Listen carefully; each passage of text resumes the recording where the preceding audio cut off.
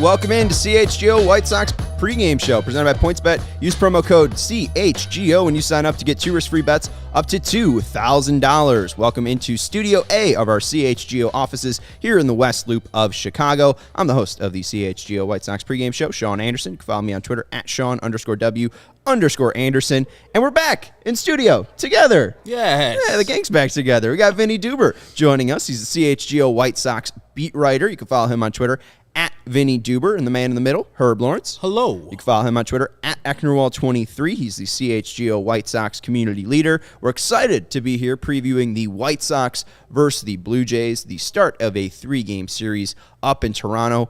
We got a lot to talk about. We got 2 players not able to make the trip. We got TA out and going to the injured list. We got Yohan Moncada and Luis Robert not playing. We got Yasmani Grandal leading off. We got Lucas Giolito and Kevin Gausman. A lot of fun things to talk about. A lot of interesting things to talk about. Let's start off with TA. Very grim Sunday post game for Herb and I. Really wasn't the most uplifting one, but some decent news today coming out of Toronto. Tony La Russa talked to the assembled media member out there in Taro Van and said TA will be out for 3 weeks. What can you let us know, Vinny, and what do you think about the 3 weeks timeline, and will it be 3 weeks or could it be more maybe?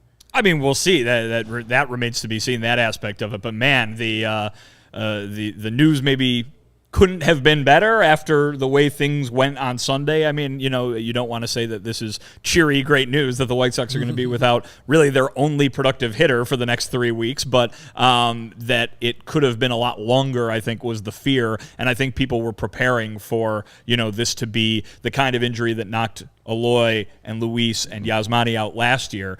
It won't be quite that bad. And I think that's good news for the White Sox. That being said, they're going to have to figure out how to score some runs without the guy who's the best player on the team, the best hitter on the team, and not only that, but the heart and soul, the guy that makes them go. I mean, they weren't scoring runs with him. Right. And now they're going to be without him for 3 weeks, and they got to figure out how to score runs without him. So it's going to be tough. And it felt like the reaction was exactly what Baloney says. Spring training split squad roster looks interesting. Can't wait for the season to start. Like, it's not that bad. That felt like our producer Steven's reaction that, he's going to be out 4 months. Yeah. Steven was ready to write the White Sox off right before the announcement was made. Herb, how are you feeling now that TA will be out for 3 weeks here? I think the White Sox could be, at best. They're going through a gauntlet right here with Tampa, Toronto, coming back home and play the Dodgers. They're going to some tough teams right in this period, but it could be a blessing in disguise where these guys can see, okay, TA won't be here. He won't be the guy that's going to rescue us in games like in Kansas City where he walked twice and stole 2 bases and ignited the offense. Okay, guys, we need to do something different. Yasmani's hitting a leadoff today. A different role for him. Maybe he sees balls a little bit more. He walks a little bit more. You get more offense production from the guys who are currently on the roster. And so when TA does return, we hit the ground running with more runs, and these guys are more confident in their playing, and they know that they can play without TA, but it's much better to have him in the lineup. Well, it's funny, too. We were watching the Cubs. Obviously, they just visited Guaranteed Rate Field, and they have Christopher Morel, their 20th prospect, who was called up. He's got a 13-game on-base streak, a 10-game Not to be confused streak with Brent Morel, by the way. Yes, definitely completely different players. But Christopher Morel is kind of like their spark plug. He's their leadoff hitter, and he's providing so much energy, and like the team loves him. The managers love him. He's hugging media members. He's hugging Bruce Levine, apparently. He's just this kind of spark plug. And I was driving in the car. I was like, why don't the White Sox have a player like that? it's Tim Anderson. I was just kind of like overlooking him, but it didn't feel like it was, they're 23 and 23, and it's like Tim Anderson's been producing, but the White Sox are still 23 and 23. So there is that weird feeling. So I do think it's possible that maybe, just maybe, like this is a sign like, hey, Grandal, we're now looking at you to step up and be the guy that kind of puts us on your back here while TA is out. If you're having that leadoff spot, I feel like that's kind of like a real important spot for this team, just where what Tim has meant to it. I don't know if you guys see that same significance or not, but Grandal being in that leadoff spot kind of signals like, all right, hey, we're going to need something for you today. Like, we're obviously, no duh. Like, that's kind of. I think let's put it this way. I think that leadoff spot is significant because Tim Anderson bats there. You know what I mean? And really, the White Sox have built a team where every spot in the lineup should be significant, right. And it hasn't played out that way because guys are not producing, guys are not hitting, and it's frankly shocking that is the case 2 months into the season. So yeah, Yasmani Grandal does need to step up in the leadoff spot, but guess what? So does Luis Robert. So does Jose Abreu, who's been great lately. Andrew Vaughn's shown some flashes, but Yohan Moncada's batting 133. He needs to step up too. Gavin Sheets, if he's going to keep playing, needs to step up. Seen a little bit from Jake Berger. Maybe he's going to be a guy who can play that fill-in role like they had so many guys do last year when they had all these injuries and yet they ran away with the Central. That hasn't happened so far. They haven't gotten those kind of contributions, be it from the guys they're supposed to or the surprise guys. Maybe Jake Berger is one of those surprise guys, but the whole lineup needs to step up. And really it did before they played Sunday, and it really does now that you're taking the key out of it. Well, and now you're taking the key out of it, and it also feels like, too, like it's a you have a bad wheel, you have a bad brake light. Luis Robert isn't playing. Yohan Moncada isn't playing. Still a catalytic converter. Right. So TA is out today. Luis Robert not playing today as well, but he has been activated off the COVID IL, and Yohan Moncada still out, and Leury Garcia technically still out as well. So what's the expectation health-wise for this team? Because we saw Moncada pinch hit on Sunday. We saw Garcia pinch hit, but clearly they're not ready enough or healthy enough to play full games. Is this just any day now, or are we still considering them day to day? Is basically my question for Robert, Moncada, and Garcia. I think you have to until they put them on the injured list, right? I mean, that's kind of what it has to be. The health situation for this team is not good right now. Obviously, guys are going to be banged up all the time. That's baseball, but Eloy Jimenez is working his way back, and that might be going a little slower than it was maybe anticipated to do before the weekend started with coming out of that game the other night. Lance Lynn is working his way back, but it's going to be a few weeks still. So it's not great. You would like it to be a lot better. Moncada is the one that really stands out to me. I think Robert, it's just kind of they want to make sure that he is really ready to go after dealing with something that isn't great. Nobody wants to be dealing with. So they'll wait to make sure there's no fatigue that's going to limit his game because he is so important. And really, he's the guy that I would look to in TA's absence to be the guy that really needs to kind of grab hold of things because of everything that he can do. But Moncada's the one that jumps out at me from a health standpoint. He really hasn't been healthy for 2.5, 3 years now at this point. And, obviously the effects of his first COVID infection that lasted through the entire 2020 season, ruined him in that 2020 season. He comes back last year after that, nagging stuff all year long. I mean, I think he played with something pretty much wire to wire last year, still played in 140 games, right? And still made positive contributions. So obviously he's shown that he can do that. And already this year, obviously had a long stay on the IL to start the season, and now he's dealing with this quad thing. So it's a shame because this is a guy who after 2019, it was, man, he's going to be an MVP candidate. And right now it's how can he fight through the things that he has to fight through to make a positive contribution in this lineup. And it's a shame, too, because it felt like once he came off the IL, he was back. He had 2 home runs, both sides of the plate. You're like, oh, man, here we go. Here's, Herb's top 5 third baseman in Major League Baseball. And yet we haven't been able to see him in a bit. And it is frustrating seeing him be pinch hit for on Sunday if he's not able to be healthy. Hopefully he's able to play tomorrow and we don't have too much concern. But, that pinch hit appearance there doesn't allow them to add him retroactively to the IL. So, it just means if they put him on the IL tomorrow, it's just wasted time that he could have been on there already, getting healthy. And a player who's fully healthy, like, maybe Yolbert Sanchez, I saw his name in the chat, I know Sebi's down there, Mercedes is down there. They could have called up somebody who at least is healthy enough to play, but we'll see how that unfolds with Robert, Moncada, and Garcia. The final other health or injury or roster-related moves that we got to talk about, Kyle Crick has been called up as Kendall Graveman and Dylan Cease have been placed on the COVID restricted list. Is that what it's just called? the restricted list? The restricted list. Those two are not vaccinated, and if you are not vaccinated, you are not allowed into Toronto and Canada, I think, as a whole. So they will not be making the trip for those 3 games. Cease doesn't really affect the team that much. He pitched on Sunday. Not going to miss a start. It's going to be Kopech, it's going to be Giolito, and it's going to be Cueto on, I think, Wednesday. I believe that's correct. Cueto, so not really affected there. But Kendall Graveman, you paid $8 million for, and he's unable to go to Toronto, another team in the AL East that we saw as a foe here in the American League for them. What is the importance, or what does Graveman mean, and his significance being out of that bullpen mean to the White Sox right now? The loss of him, what does it mean? Yeah, well, you don't have Joe Kelly either. Right. So, I mean, basically, the 2 guys you brought in to set up for Liam Hendricks in a close game aren't going to be playing this. I'm all worried about Robert. I'm all worried. worried about Anderson. I'm all worried about. Forgot about Kelly. Forgot all about Joe Kelly. But yeah, I mean, so you're down basically to a situation where if the Sox have a lead late and you need pitchers to pitch the 7th and 8th innings, it's going to be Aaron Bummer and Matt Foster. And again, guys have been, I mean, obviously Aaron Bummer's had his struggles, but Matt Foster's been very good. Mm-hmm. Jose Ruiz has been very good. I mean, if they want to bring Reynaldo Lopez in, he has had some success pitching in a middle relief role this year. But like you mentioned, these are the 2 guys that you signed to have a strong back end of the bullpen, and these 3 days it's not going to happen. What I'll say is, in the case of Kendall Graveman, the White Sox knew what they were getting into, right? I mean, they signed him to a free agent deal this offseason. Mm-hmm. There was plenty of rumors that this was going to be the case for Toronto, and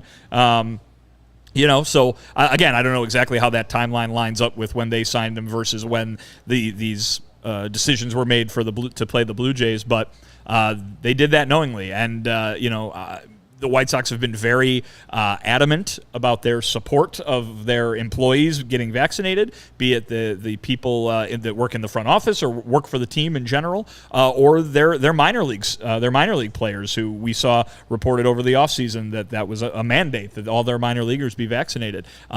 Obviously, they can't put a similar mandate in place for the major league players, and these 3 days you're going to see the effect of that. I think there are probably other teams that maybe are dealing with it a little worse. This is effectively just one guy that you're losing, but Kendall Graveman is not nothing to these White Sox. Yeah, not nothing. Grand scheme, though, it is only 3 games of 162, and, hopefully you just don't have to go to Toronto in the playoffs. I mean, really, that is what you're hoping for. That's the only thing I care about. Like, every team that's not the Toronto Blue Jays, because they're obviously been dealing it with for, all their 81 home games. So, That's the only thing I worry about. Like, these games, they're regular season games and they count the same. And yes, that's Kendall Graveman's prerogative to not get vaccinated. Go ahead. But don't let that be in October. Do not. If it's coming down to it and you see it coming close, just get it. Seriously, just get it. But you're not going to be holding your team back on real games that count for a team that hasn't advanced in the playoffs since 2005. So we need those guys. If they feel that way and they feel strongly about it, that's cool. But if they cost us games in October, that's going to hurt me. Right now, it's fine. In October, it's going to be, no, I cannot have that. And if you're going to get it during the All-Star break, where you don't have to miss any games. I don't know if you get vaccinated, if you're going to have to not be around the team. But we did get a super chat from Juan Hernandez saying, Tusk, greatest album ever. So Juan's my guy. Just to Vinnie. Just to make me mad. Oh, is that what he said? I thought that was just a genuine, that guy really loves Tusk. I mean, maybe both are true. Got cut off on my side of the screen, I think. It's possible that both could be true, but thanks, Juan. Appreciate it. Appreciate it, Juan. Someone also said in the chat, and we can now go into the lineup here. They said this is the worst lineup in 3 years. Stop it. 4, they said. 4 years. Those are 4 years. Please a little bit more. Worst lineup in 4 years. We were going through some of the lineups. Scott Moreno saying this is the worst lineup he's seen in 4 years. We saw a lineup that Matt Skull was batting above Tim Anderson back in 2018. I've got it here. You ready for this? Let's go. If this is the worst lineup you've seen in 4 years, this is the lineup from 4 years ago. Yesterday, they didn't play on the 31st in 2018. But May 30th, 2018, the year the Sox lost 100 games, here's your batting order. They lost 9-1 to Cleveland, by the way. The one I have a more recent example also against Cleveland. Yoan Moncada, That's awesome. Yolmer Sanchez, All right. Jose Abreu, Cool. Daniel Palka, God. Matt Skoll, Yes. Tim Anderson, batting sixth, 6. the Narv Dog Omar Narvaez, All right. Adam Engel, Ugh. and Trace Thompson. Ugh. Now, here, more interesting, what's going to make you groan even more, here are the pitchers used in that game. Reynaldo Lopez started, gave up 7 runs in 2 2/3 innings. 6 relievers. You ready? Yep. Chris Volstad, Legend. Luis Avilan. I've never heard of this There's guy. a dog here now. Luis Avilan's a lefty. Hey, buddy. Hey, Hello, buddy. dog. Shout out to Billy. Hey. Oh, yeah. Bruce Rondon, Oh, I remember him. Not Carlos. Bruce, I think he was play for both teams. Jace Fry, Yes. Oregon State's finest. Nate Jones, and Pretty decent. Joaquim Soria. Okay. All right. The last 3 weren't that bad. Well, Joaquim Soria was not a good White Sox pitcher. Right, but he's. I mean, And then he turned good again once he yeah. left here. Well, that's Don Cooper for you. We got another super chat for you. $4.99. Is Lennon Sosa the real deal? I would just be surprised if he's the guy that's called up. He might be the real deal. He's fairly young, 23 years old, and he's proving himself down in AA. Definitely someone interesting to watch, but I think Yolbert might be somebody who gets called up before just because he's at AAA. He's a little bit. He's 25 years old. Sosa has been great, but I think it'd be surprising to see him get called up. Imagine if Lennon Sosa is the real deal. Is that a John Lennon? It is a John Lennon reference. I got There it. you go. I don't know how to pronounce that name. Is it Ekdorododo? I don't know. Yeah, Dodo is We're gonna go with definitely yes. the Ekdoric Dodo. Okay. Ekdoric Dodo with the Do super we now chat. go back to our home country? It's an old this a Family Guy thing about Alec Trebek. Okay, I'm so sorry. I thought that was then like a Lenin, like a Russian no. Lenin joke or something. No.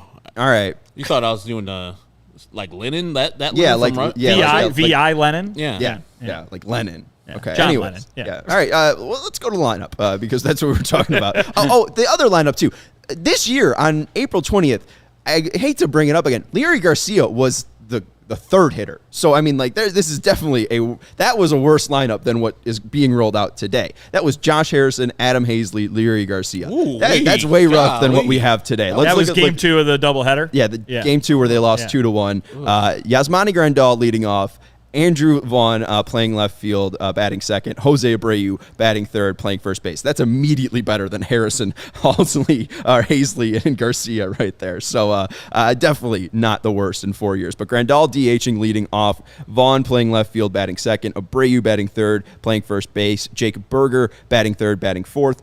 Gavin Sheets batting fifth, playing right field. Adam Engel batting sixth, playing center field. Reese McGuire doing the catching duties in his return to Toronto, batting seventh. Josh Harrison batting eighth, playing second base. And Danny Mendick playing shortstop and batting ninth. I don't mind the batters and how and where they're slotted in the order. From 1 through 6, it's pretty good. Not the best. But I saw that Andrew Vaughn is going to be playing left field and that Gavin Sheets is going to be playing right field. Yeah. That's what I don't like. I mean, they have very limited options. I just hope all the balls stay way up in the air so Adam Engel can run under every single ball. Yeah, because it's going to be a tough go. Who is playing the outfield if those two guys aren't today? Because Robert out. can't and Leary can't. Yeah, I mean, Harrison can play left field. Harrison Is has that played left preferable? field. No. No? No. It's bad any way you put it. I mean, Grandal's leading off. Put him in left field. He's got a No. decent arm. Yaz and left? Yeah. the Oh, boy. ball hit Oh, right to boy. the line. It takes I like think 7 Carl- years I to think get real there. Yaz played catcher and left field, right? Or was it just left field?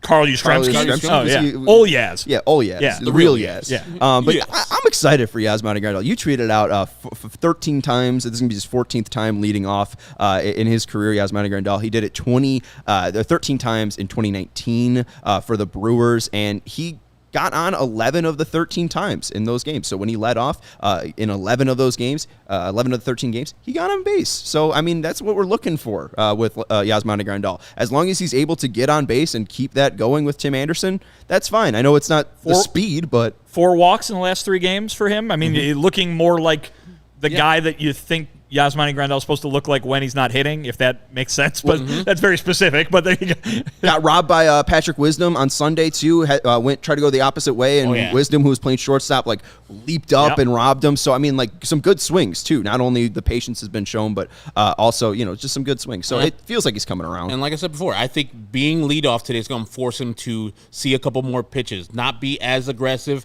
and not swing at balls out of the zone like he has been this year a lot.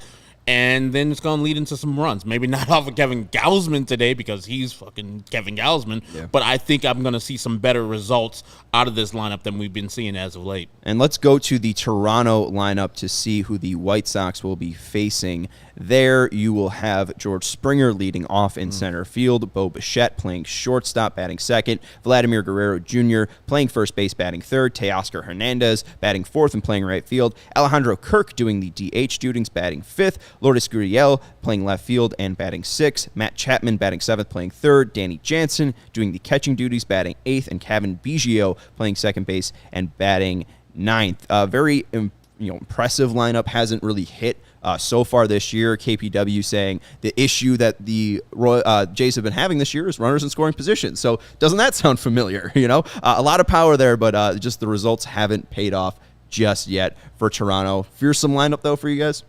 Certainly on paper, right? Yeah.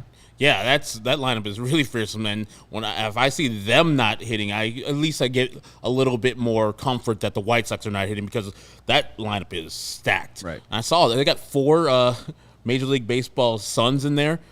Like, wow, just like Vlad Guerrero Jr., Lourdes Gurriel, you got Kevin Biggio, and then I forgot the other one, Bo Bichette. And they used to have another guy. So they just are stacked with talent, and all those players at the top of that lineup, George Springer, who I want the White Sox to get, but I know he's a little bit more expensive than they wanted to spend, and Vlad Guerrero Jr., who should have won the MVP if there was no such person as Ohtani.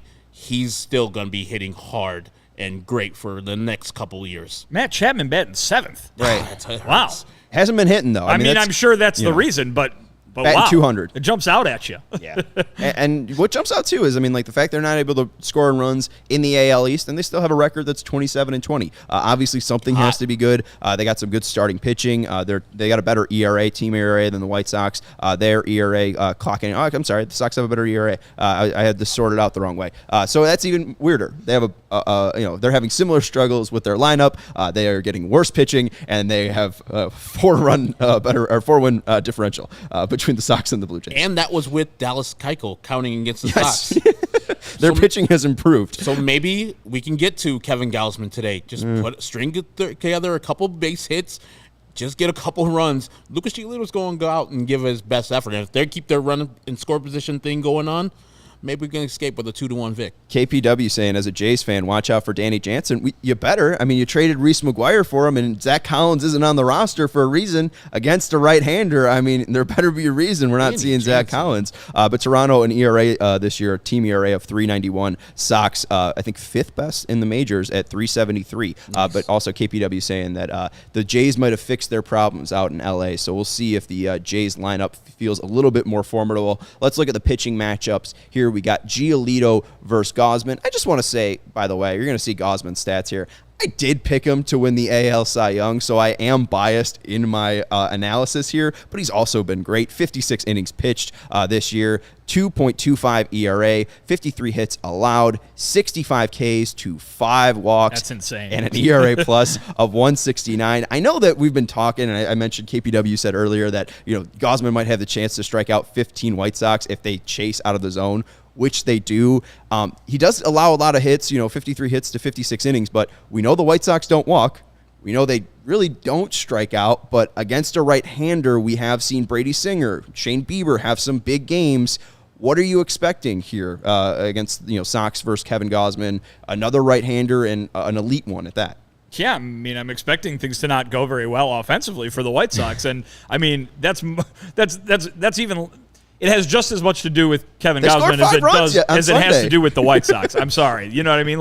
This is a team that has struggled for 2 months to score runs, and now you're throwing a guy who might win the Cy Young at him. Yeah.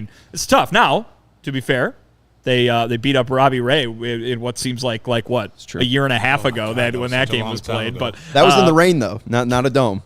Very true. So, yeah, I wouldn't expect it to be a high-scoring night for the White Sox, especially after losing Tim Anderson. But that's what they need to do, right? Is figure out a way. Right. And like you said, if the silver lining of this is that they get rallied to wake up offensively, then it's got to start somewhere. Yeah, and you talked to TA on Sunday before the game, and you want to check out Vinnie's article. He recapped what the offense might be doing in Tim Anderson's absence, got some exclusive quotes from TA. TA said, keep going, you can't really stop. So we'll see if they just keep pushing through. I mean, that's what they did on Sunday through 12 innings. They still kept pushing through, and obviously that wasn't in regards to the injury, but right. Just trying to solve the issues. That's really what they did on Sunday. They were really having success in the first 8 innings, and they still mustered out 5 runs in the last 3. The thing that jumped out to me was TA was being very TA, which is again not surprising, but impactful. And he said, you got to have the confidence. You lose the confidence and it's over. You got to keep the faith. You lose the faith and it's over. You can he said, the other team can beat you, but they can't beat you. And I think the key to the White Sox coming out of this is to now become the guy that you're without. Mm-hmm. You have to be TA. We saw it last year. Billy Hamilton last year. Oh, yeah. Basically arrived with the White Sox as a guy who was like, you know what, I can't hit. Mm-hmm. And TA told him, no, yeah, you can. You're a Major League Baseball player. You can hit. And he basically became TA in his mind. And listen, Billy Hamilton didn't, tear the cover off the ball last year, but he came through with some big hits, came through with some big moments, and those might not happen if TA isn't in his ear from day one. So TA is going to be in all these guys' ears. He's going to be in the dugout cheerleading and yakking up a storm. They've got to take on his personality, and maybe they hadn't done it yet as a team. So far this year, they're going to need to do that if they're going to score, if they're going to win. And if they're going to score, obviously that's going to affect the over, the under. Our guy Baloney Herb saying bet the under. It's at 7.5. Are you feeling confident? You're going to say, like TA, you're going to embrace this. We're going to go have the over today in the White Sox in Toronto. Or are you going to take the under? I'm going under. All right, you're going under. 7.5 runs. 7.5. Giolito Gosman. I'm about to say these two pitchers. One thing about Gosman, you saw it. He fills up the zone with strikes. Mm-hmm. So the White Sox got to put bat to ball early in the count. I know usually you say, let's see some pitches. No. Fastball, slider, changeup. It's in the zone. Go to work. He pretty much has the same pitch mix as Lucas Giolito. You said splitter. Lucas works with a curveball instead of that. So go to work. Yeah, that guy's tough, but he puts his pants on one leg at a time, as TA would say. Dude knows how to locate. He puts his pants on every, long-legged leg at a time, but I don't know. I'm worried about his mix. The fact that he's a right-hander, he can locate a slider low and away, and that fastball is very, very good, and that splitter, you're going to watch it today. It's the best splitter in the league. It's probably the best splitter in years in Major League Baseball. I don't know who's had a better splitter in very recent vintage. It's a pitch that kind of has faded away. Jose Contreras. He had a nice splitter. So, that's, 2005. It's been years. On Zach Putnam, right? Yeah, right. There you go. Thank you. Does anybody put their pants on 2 legs at a time just to just prove that? Like you sit I'm better than everybody. You sit down on the chair, maybe your bed, and then you pull it. You can do it that way. I'll say this. Short people put their pants on two legs at a time. Okay, well, I am short. Yeah. I am short, friends. 5'8". As soon as you said that and did that, I'm like, I don't think I can make that move with a pair of pants. We were talking about betting, and we're going to change the subject completely. We were talking about betting. The best way to support CHGO is to download the PointsBet app and use code CHGO when you sign up. If you do that right now, you get 2 risk-free bets up to $2,000. That's not it. You make a $50 or more first-time deposit, you'll receive a free CHGO membership, which unlocks all of our web content, and you'll even get a free shirt of your choice from the CHGO Locker. That's $2,000 in free bets, a free CHGO membership, and a free t-shirt from the CHGO Locker, all for making more than a $50 first-time deposit at PointsBet. If you have questions, you can email pointsbet@allchgo.com, and we will help you out. PointsBet is your home for live in-play betting, and it just got even better. Introducing PointsBet's newest feature, the live NBA same-game parlay. You can combine your favorite bets anytime during the game, and if you want more, you can also boost your live same-game parlays. It will give you the most when you want to profit. It's my favorite reason to use PointsBet. Bet. Online signup is available in Illinois. You can download the PointsBet app right now and register your account from start to finish, all from your phone. So what are you waiting for? Once the game starts, don't just bet. Live your bet life at PointsBet. Gambling problem, call 1-800-522-4700. We didn't go down Lucas's numbers here. We can pull them up just so people can reference them. He's been good, though, this year. I think the one thing that the White Sox probably want to see from him is length, but we've seen Johnny Cueto, Dylan Cease recently been pitched to over 100 pitches in their starts. So I think if the White Sox get 6 innings from Lucas Giolito, I think they'll be happy for them. Again, it's all about hitting today. We'll look into our predictions and we'll go to our is it click to picks? It's click to pick. All right. Yeah. I'm second guessing it. Click to picks. We'll go to our click to picks. We'll start off with Vinnie and we'll work our way down. Vinnie, who are you going with today? Jose Abreu. He's a guy who can carry the lineup whether TA's in it or not. But with TA out of it, he's got to be the guy to really get things going, and I think he will. We've seen some really good stuff from him lately. I think he's kind of back to being Jose Abreu a little bit, even if it took him quite a bit to get there this season. But listen, he's still the same Jose Abreu, so that's what I'm going with. Going with Reese McGuire, returning back to Canada, enjoying resurgence, even though he did not catch Kevin Gausman because Kevin just got there this year. I believe that Reese McGuire will have a decent game today and will be the best of the White Sox hitters. Hey, maybe he'll have a great day framing. The White Sox won't hit, so he might just be the right pick right there because he has a good day behind the plate. I'm going Yasmani Grandal. He's never been the DH and led off, so I think that's interesting. He's caught and played first base, but when he was leading off, he was playing in the National League. No DH there, friends. So that's interesting. I don't know if that's going to play into a factor, but maybe dedicated and devoted Yasmani Grandal will just get on base 4 times, and if he gets on base, Jose Abreu probably going to be driving him in. We're kind of working with the TA Andrew Vaughn duo that Herb and I have been going with for some pre-games. We got a final score prediction here. Obviously, pitchers matchup. You said under. You got a final score. I'm going to go with the 2-1 I said earlier. Okay. 2-1. I think that the White Sox will squeak out a victory. Yes. I was not expecting that. 2-1. I'll say Sox lose 3-1. Okay. I think Vlad Guerrero hits a home run today. I think Kevin Gausman strikes out 9, and I think the Blue Jays win 5-0.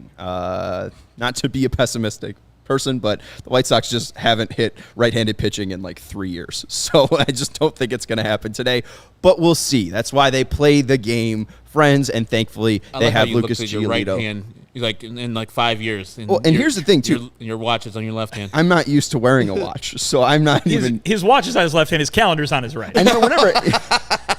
And whenever I do the fake watch bit, I'm always using my right hand. So now Now you gotta. I didn't realize I had an actual prop here. A watch, an Apple Watch, big shooter. It's Geo Day. We'll see what Lucas does against this Blue Jays lineup. White Sox will be leading off against Kevin Gausman in about 8 minutes here, 5 minutes here. So that's gonna do it for the CHGO White Sox pregame show. We will be joining you after the final out is made. We'll see if the White Sox can pull off a victory up in Toronto. For Vinnie Duber, you can follow him on Twitter at Vinnie Duber. For Herb Lawrence, you can follow him on Twitter at Ecknerwall23. I'm Sean Anderson. You can follow me on Twitter at Sean_W_Anderson. You can follow the show on Twitter at CHGO_White Sox. And shout out to Stephen Nicholas for your production. And since we got the super chat, I obviously have to, end. Shout out to Tusk, the greatest album ever, made in 1979 by the great Fleetwood Mac. A fantastic, fantastic album. And like Juan Hernandez said, it's the greatest album ever. We'll talk to you after the game, and go Sox.